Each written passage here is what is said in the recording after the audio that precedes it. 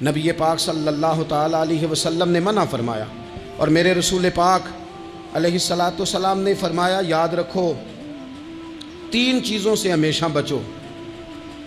بخاری مسلم میں موجود ہے۔ ایک تو فرمایا کثرت کیلو کال سے بچو، زیادہ بحثیں نہ کرو، اور دوسرا حضور علیہ الصلاۃ والسلام نے فرمایا مال کو ضائع کرنے سے بچو، اور تیسرا فرمایا زیادہ سوال نہ کیا کرو، زیادہ سوال نہ کیا کرو۔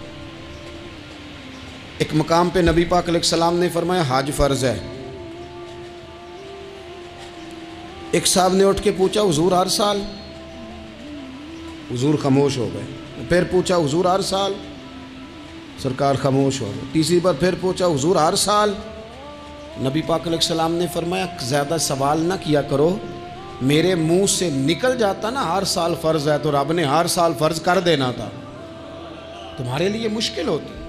اور فرمایا جس چیز کے لیے میں تمہیں حکم دوں وہ کر دیا کرو، اور جس چیز میں تمہیں آزاد کر دوں اس میں آزاد ہو جایا کرو، زیادہ باریکیوں میں نہ جایا کرو۔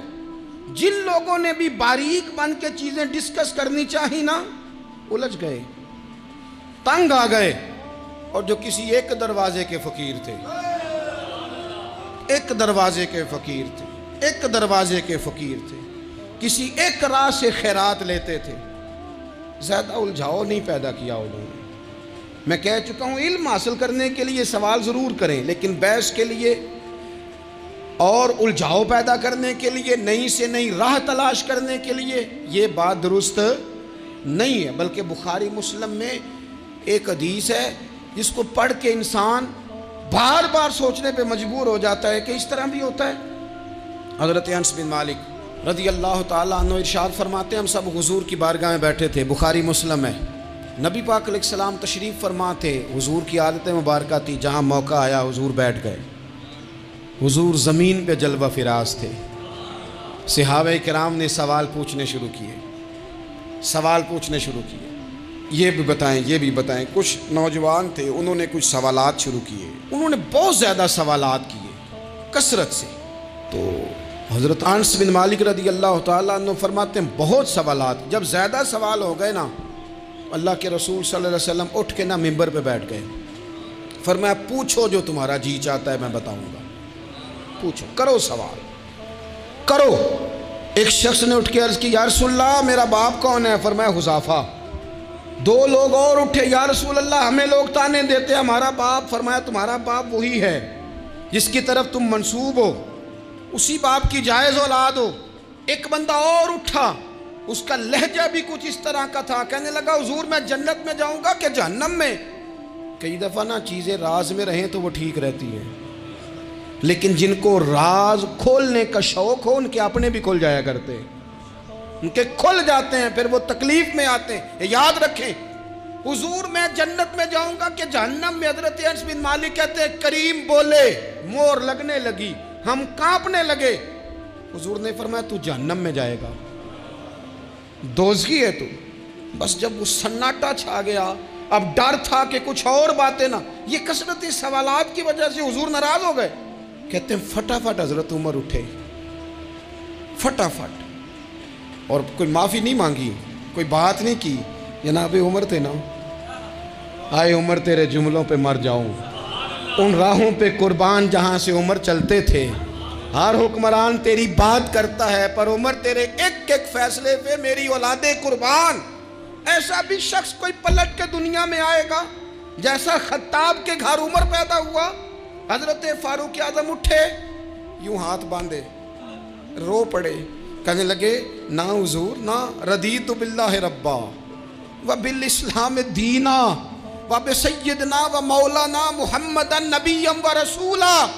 حضور ہم بڑے راضی ہیں کہ اللہ ہمارا رب ہے، سونیا بڑے راضی ہیں کہ دین ہمارا اسلام ہے۔ یا رسول اللہ ہم بڑے راضی ہیں کہ اللہ نے آپ کو ہمارا نبی بنا کے بھیجا ہے۔ حضور بڑے یوں ہاتھ باندھے، نہ ساڈا بولے چولے معاف کری، غلطی ہو گئی حضور جوانوں سے، نہیں ایسا حضور، نہ اس سے زیادہ کوئی پردہ نہ کھول جائے کہ رضیت باللہ ربا وبالاسلام دینا وبسیدنا ومولانا محمدا نبیا ورسولا۔ وہ ضرورت کے لیے سوال ضرور پوچھا جائے، حضور پسند کرتے تھے، لیکن بحث میں الجھ جانا، ہر وقت دین کو تختہ مشق بنا لینا، ہر وقت میرا دل تڑپتا ہے، کبھی کبھی سوچتا ہوں یہ میرے نبی پاک کا دین ہے،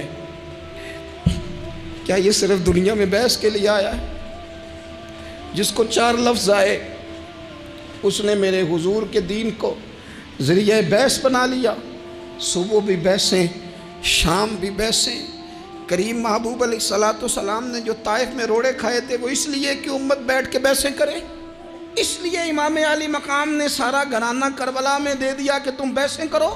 عمل کب کریں گے؟ کرو بحث، صبح بھی کرو، ہر بندہ کرے، مولوی بھی کرے، مفتی بھی کرے، مناظر بھی کرے، اور چلو علماء تو کبھی اعلاء کلمت الحق کے لیے کوئی گفتگو کر بھی لے، ہر چوک چراہے میں بحث، ہر جگہ مناظرہ۔ خدا را بلا ضرورت تو چھوڑ دیں، بلا وجہ تو چھوڑ دیں، کبھی تو مان کر چلنے کا مزاج بنا لیں، کبھی تو قبول کر لیں۔ یا رسول اللہ رضیت باللہ ربا وبالاسلام دینا وبسیدنا ومولانا محمد نبی و رسولا۔ حضور بڑے راضی ہیں کہ اللہ ہمارا رب ہے، اسلام ہمارا دین ہے، آپ ہمارے نبی ہیں۔ حضور ہم بڑے ہی راضی ہیں، ہم پر کرم نوازی ہو جائے۔ تو حضور نے فرمایا عمر بیٹھ جا، اللہ تیرے اوپر رحم فرمائے۔ عمر بیٹھ جانا، رب تیرے اوپر رحم فرمائے۔